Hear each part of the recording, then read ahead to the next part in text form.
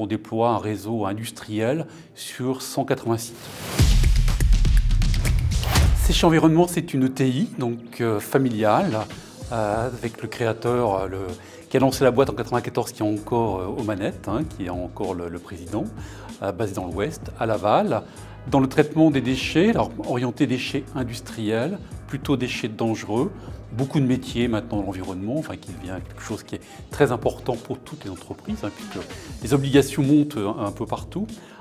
Donc ça a commencé par des sites d'enfouissement, incinération, et ensuite c'est passé sur du tri, de la récupération de matière, des aspects chimiques également, puisqu'on peut reprendre des molécules qui sont utilisées dans l'industrie et les rénover, les remettre à l'origine et les renvoyer à leurs fournisseurs. On est dans la dépollution sur des sites, par exemple le chantier Notre-Dame, le feu Notre-Dame, etc.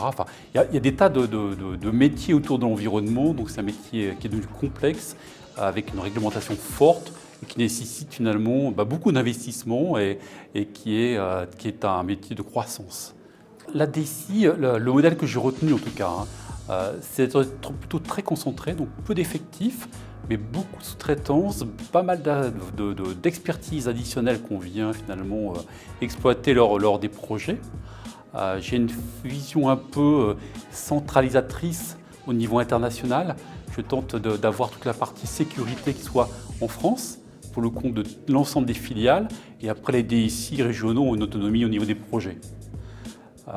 Donc on tente d'évoluer globalement sur la même solution, donc plutôt un très gros ERP sur la partie France, mais des ERP plutôt régionaux, mais les mêmes dans chacun des pays, et là j'apporte mon support dans chacun des pays. Donc sécurité essentielle, ERP également essentiel. On a la chance de voir le marché de l'environnement se reformater entre Veolia et Suez, donc pas mal d'acquisitions. Donc on a fait des grosses acquisitions ces 12-24 derniers mois.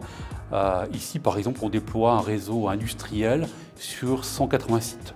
Donc c'est quelque chose d'assez complexe et on n'a que quelques mois, le temps que Veolia puisse continuer encore à opérer, mais ensuite on reprend la main. Donc une opération très complexe sur la partie réseau.